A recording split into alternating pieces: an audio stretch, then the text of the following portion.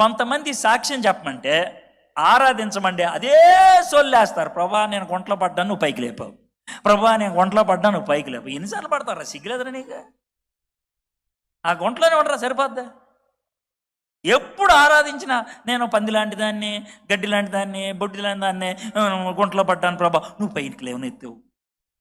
ఎప్పుడు నీ జీవితంలో మార్పు ఏమి లేదాక? కొత్తగా చెప్పాల్సింది ఏమి లేదా? నీ జీవితంలో కొత్తగా ఆరాధించాల్సింది లేదా? కొత్తగా ప్రేమ అనుభవించింది లేదా? ప్రేమలో కొత్తదనం రావాలి. శిలువ మీద ఉన్నాడు రాజా అంటావు, అనలేవు. రాజా అని ఎప్పుడంటావు? సింహాసనం మీద కూర్చుంటే. మనం ఎంత గలీజ్గాలం అంటే ఆయన సిలువ ఎక్కించి రాజ్యా రాజ్యా పాడబడతాం. ఎంత గలీజ్గాలం అసలు.